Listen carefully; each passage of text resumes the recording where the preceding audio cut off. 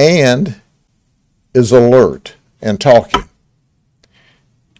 That's a Christmas miracle. Jason shot her twice and intended to kill her.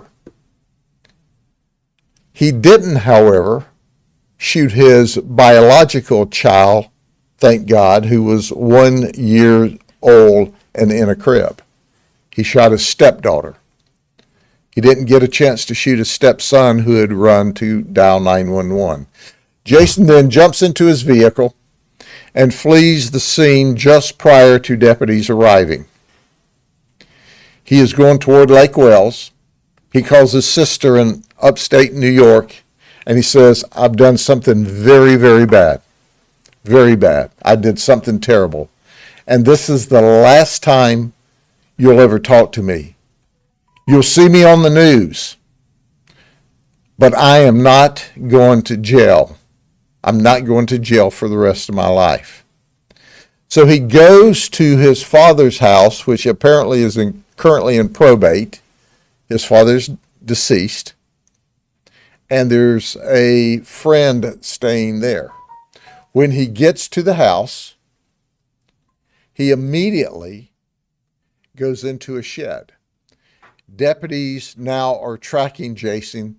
We set up a perimeter and start yelling for Jason to come out of this shed, which is adjacent to the home. And the deputies hear a single gunshot. When we make entrance into the shed, we find that Jason has shot himself in the forehead, and he too is deceased. I want you to think about this a minute. As the investigations unfolded during the night, and we're still in the preliminary stages, and as I always say when we talk soon, whatever we give you today is subject to modification. We found a note that at some time in the past Crystal wrote, and it was open, where she told Jason, you know, you're drinking, you're using cocaine again, this is not the way the family should be, you need God. Crystal, by the way, goes to church every Sunday. We don't know when she wrote the note. It's not dated, there's no time, there's no indication, but it was open. So did she write it, as they argued earlier in the evening, or had it been some period of time? We can't determine that. We also were able to talk to the 12-year-old, our Christmas miracle. She said, I begged him, don't shoot me, don't shoot me, don't shoot me, and he shot me anyway.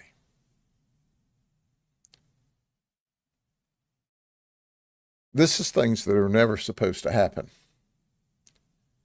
And certainly we are all very, very happy that our little 13-year-old girl is, from every indication, going to survive and thrive. But the investigation's still underway. But this is a family disturbance that apparently had gone on for some time. We talked to another family member, and that family member said, oh, he's been beating on her for a while. So we've checked our records to see if we received any calls at the residence, and we have not. He has never been arrested for domestic violence. But bottom line is,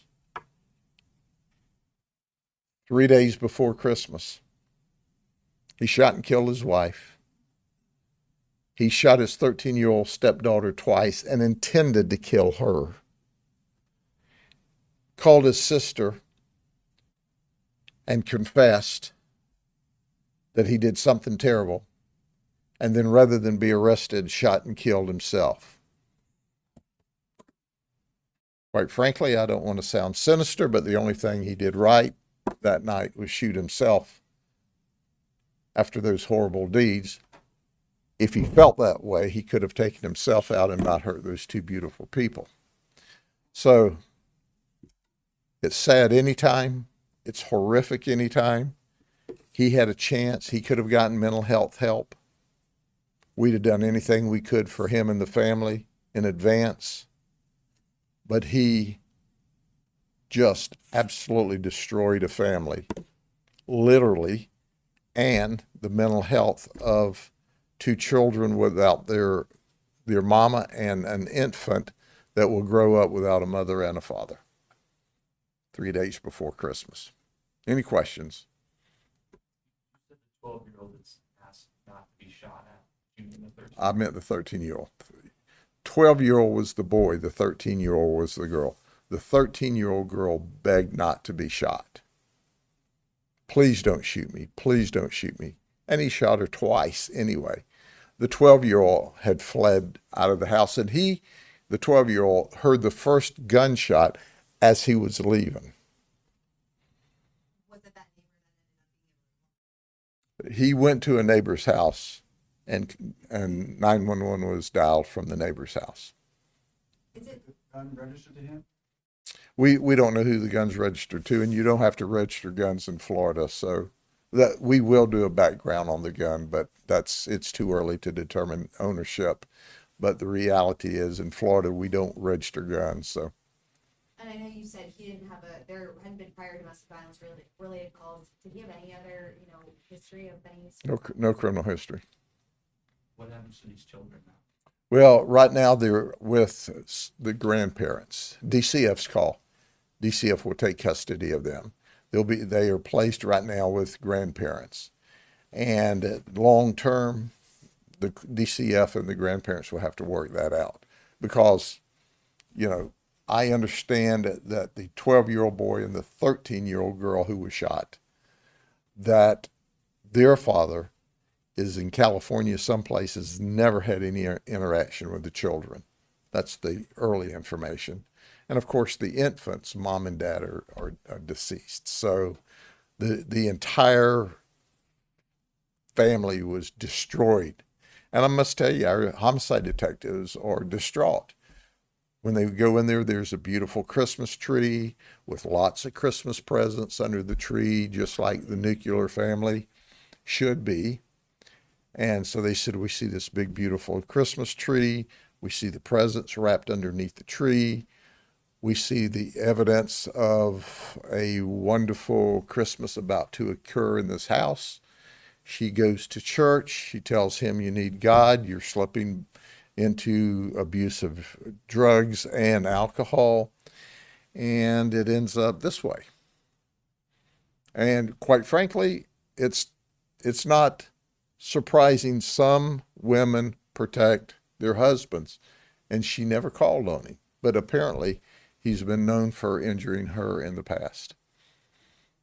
What's your message, just especially since it's Christmas time, to other families? I mean, I know this is Well, sure. My message to everyone is there's always help, free help. Dial 911 and say, I need help. Call any human services. We'll all provide help. None of this had to occur. There's no reason for this to occur. How does an argument over a television program end up with a murder, an attempted murder, and a suicide? That should never happen. So call for help. We have all kinds of services. We will come to you. We do house calls. We'll come to you and help you. Don't hurt yourself. Don't hurt a loved one. Is there any belief in the letter that started this argument? Have no idea. Have no idea about the.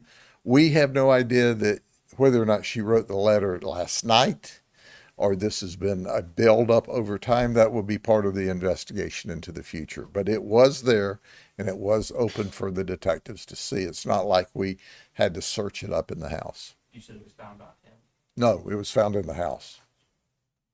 And you said that this was in the city. Where specifically? Yeah, we normally don't give the address of victims, and certainly we have victims that are still alive that potentially may live there. So, okay. Now that that's over, you all have a Merry Christmas, okay? But tell everybody there's help. So depression, we see depression go up. We see suicides go up. and all of this didn't have to happen. Okay? God bless y'all all. Bye-bye.